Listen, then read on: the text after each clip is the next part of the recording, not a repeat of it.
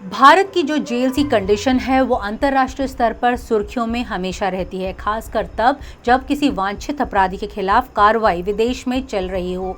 जो ये वांछित अपराधी हैं, ये जो भगोड़े हैं, ये हमेशा इस बात की प्ली लेते हैं कि भारत की जो जेलें हैं वो सही नहीं है, वहाँ पे ह्यूमन राइट्स को जो है वो ऑब्जर्व नहीं किया जाता। इसके चलते उन्हें वापस भारत नहीं भेजा जाना चाहिए, चाहे वो नीरव मोदी हो, मेहुल चोकसी हो या फिर विजय माल्या हो। इन तीनों ने यही जो एक प्ली है अलग अलग कोर्ट्स में जहां पे इनके खिलाफ एक्स्ट्राडिशन केसेस चल रहे हैं, उन्होंने यही प्ली जो है वो ली है। आज इस मुद्दे के ऊपर खुद केंद्रीय गृह मंत्री ने सभी पुलिसकर्मियों का ध्यान आकर्षित किया और कहा कि किस तरह से उन्हें इसके मुताल्लिक एक रोड मैप तैयार करने की ज़रूरत है ताकि ये प्ली जो है ये वांछित अपराधी ना लें। आइए सुनते हैं कि केंद्रीय गृह मंत्री ने इस मसले के ऊपर क्या कहा। 10 से ज्यादा ट्रायल इन एब्सेंसिया के धारा का उपयोग करना चाहिए।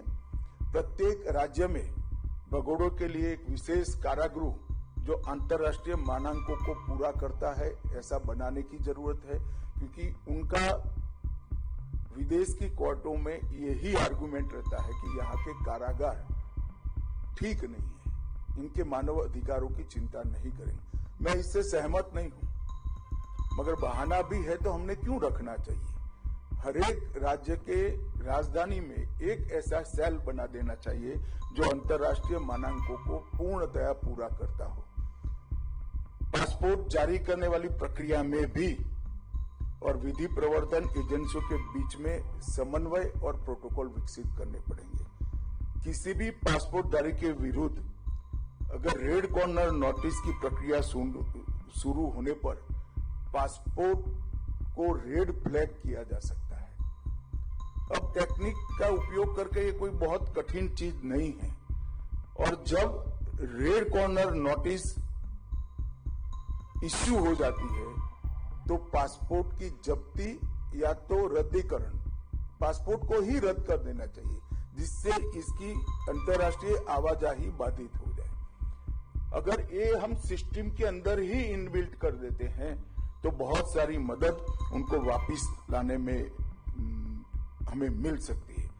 दरअसल केंद्रीय गृह मंत्री जो हैं वो 2 दिन की एक कॉन्फ्रेंस को इनॉग्रेट कर रहे थे। ये कॉन्फ्रेंस जो है वो सीबीआई द्वारा जो है वो ऑर्गेनाइज की जा रही है। सेंट्रल ब्यूरो ऑफ इन्वेस्टिगेशन जो है नोडल एजेंसी है एक्स्ट्राडिशन प्रोसीडिंग्स को फॉर्मुलेट करने के लिए भारत के लिए। तो ये कॉन्फ्रेंस जो 2 दिन की है वो दिल्ली में चल रही है, जहाँ में देश भर से पुलिसकर्मी, सुरक्षाकर्मी और इंटेलिजेंस हेड्स जो हैं वो यहाँ पर इस बैठक में जो है वो हिस्सा ले रहे हैं। इस बैठक में जिन मसलों के ऊपर चर्चा फिलहाल हो रही है वो है रूल ऑफ लॉ, कि कैसे जो कानून बदले हैं उसके तहत कार्रवाई की जा सकती है, ग्लोबल ऑपरेशंस किस तरह से चल रहे हैं एक्स्ट्राडिशंस को लेके, साथ में बेहतर समन्वय, स्ट्रॉन्ग कोऑर्डिनेशन एजेंसीज के बीच में किस तरह से बनाया जाए ताकि ज़्यादा से ज़्यादा रिजल्ट ओरिएंटेड जो हैं वो कार्रवाई की जाए, और साथ में किस तरह से उन्हें जल्द से जल्द वापस लाया जाए। ये जो 2 दिन की जो कॉन्फ्रेंस है इसमें 7 सेशंस हैं, जिसमें साइबर क्राइम को लेकर चर्चा हुई, टेक्नोलॉजी को लेकर चर्चा हुई, क्योंकि आखिरकार टेक्नोलॉजी इन वांछित अपराधियों की भी मदद करती है। तो इस बात पर चर्चा हो रही थी कि तकनीक को अपनी ओर से यानी पुलिसकर्मी किस तरह से हेल्प ले सके ताकि ज़्यादा से ज़्यादा लोगों को वापस लाया जा सके। फाइनेंशियल फ्रॉड के ऊपर डिस्कशन हो रही है, डेटाबेस बनाने की कोशिश जो है वो हो रही है ताकि जो केंद्र की एजेंसियां हैं और जो राज्य की एजेंसियां हैं वो एक लय से जो है वो काम कर सकें। केंद्रीय गृह मंत्री ने जो पुलिस वाले हैं उन्हें ये भी कहा कि ट्रायल ऑफ एब्सेंशिया जो एक नया प्रावधान भारतीय न्याय संहिता में जोड़ा गया है उसके तहत कार्रवाई की जानी चाहिए। तो आइए सुनते हैं कि केंद्रीय गृह मंत्री की इस पर क्या राय है।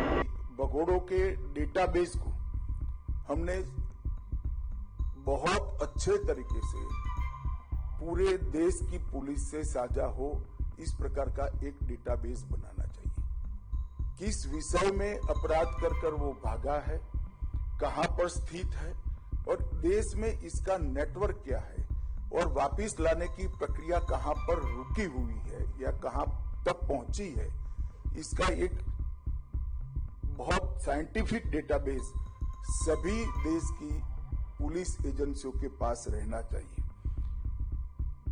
नार्को, आतंकवाद, गैंगस्टर और वित्तीय एवं साइबर अपराध, ये चारों के लिए एक समन्वय करने वाला फोकस ग्रुप सभी राज्यों की पुलिस के अंदर प्रस्तापित करना चाहिए और आईबी और सीबीआई ने मैक के माध्यम से वो फोकस ग्रुप को गति देने का काम करना चाहिए। प्रत्येक राज्य की पुलिस में प्रत्यार्पण के मामलों की प्रभावी तैयारी के लिए एक एक्सपर्ट स्पेशल सेल की रचना करनी चाहिए। ये बहुत एक प्रकार से विशिष्ट ज्ञान की जरूरत वाला क्षेत्र है। इसमें आपको भारत की दुनिया भर के देशों के साथ हुई संधियों का भी अभ्यास करना पड़ेगा, अंतर्राष्ट्रीय कानूनों का भी अभ्यास करना पड़ेगा और हमारे कानून के साथ ये सारी रिक्वायरमेंट को समन्वित कर प्रक्रिया करनी पड़ेगी। अभी बहुत कम राज्यों के अंदर ऐसे स्पेशल सेल उपस्थित बने हैं। मेरा आग्रह है सभी राज्य पुलिस के मुखियाओं को कि आपके राज्य के अंदर स्पेशल सेल की निर्मित जल्द से जल्द करा देनी चाहिए और ये सभी सेल को, स्पेशल सेल को मार्गदर्शन देने के लिए सीबीआई में भी एक प्रत्यर्पण अनुरोधों की समीक्षा के लिए समर्पित प्रकोष्ठ अलग से बनाने की जरूरत मैं देख रहा हूं। केंद्रीय गृह मंत्री के बोलने से पहले जो सेंट्रल ब्यूरो ऑफ इन्वेस्टिगेशन के निदेशक यानी डायरेक्टर हैं प्रवीण सूद, उन्होंने भी इस जो कॉन्फ्रेंस है उसका संबोधन किया। उन्होंने भी बेहतर समन्वय बनाने के ऊपर जो है वो जोर दिया। उनका ये कहना था कि बेहतर कोऑर्डिनेशन का ही नतीजा है कि ज़्यादा से ज़्यादा रेड कॉर्नर नोटिसेस और ब्लू कॉर्नर नोटिसेस जो हैं वो सर्व किए जा रहे हैं। यही नहीं, जो एक टाइम पीरियड है एक आरसीएन को परस्यू करने का, वो भी कम हो गया है। तो आइए सुनते हैं कि director central bureau of investigation ने इस मसले के ऊपर क्या कहा। भारत पोल के शुभारंभ के परिणाम स्वरूप इंटरपोल को प्रकाशन के प्रस्ताव भेजने में जो समय लगता था, औसत समय, वो घटा है। अब यह समय 14 महीने से घटकर करीब 3 महीने का हो गया है।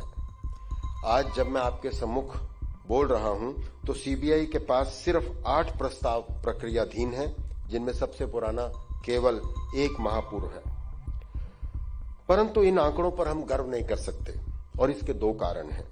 पहला कारण तो यह है कि और देशों की तुलना में यह संख्या अभी भी बहुत कम है और दूसरा कारण ये कि वास्तविक कार्य नोटिस के प्रकाशित होने के बाद शुरू होता है। इसलिए अगला बड़ा कार्य वांछित भगोड़ों का पता लगाना कि वो किस देश में है और अंततः उन्हें न्यायिक प्रक्रिया का सामना करने हेतु अपने देश वापस लाना। भारत सरकार जो है वो फिलहाल 338 प्रत्यर्पण केसेस जो हैं वो हैंडल कर रही है। ये जो वांछित अपराधी हैं अलग अलग देशों में हैं। माना जा रहा है कि सबसे ज़्यादा वांछित अपराधी फिलहाल अमेरिका में हैं, जहां पर वो शरण लिए हुए हैं और अलग अलग क्राइम्स के लिए ये वांटेड हैं, जिनमें फाइनेंशियल क्राइम्स इंक्लूडेड हैं, टेररिज्म इंक्लूडेड है, नार्कोटिक्स, स्मगलिंग और अलग तरह के बॉडी क्राइम्स जो हैं वो भी इंक्लूडेड हैं। तो एक रोड मैप बनाने को केंद्रीय गृह मंत्री ने होमवर्क दिया है सभी पुलिस कर्मियों को कि आप रोड मैप बनाइए और वापस जो है टेबल पर आकर डिस्कस कीजिए, ताकि ज्यादा से ज्यादा जो वांछित भगोड़े हैं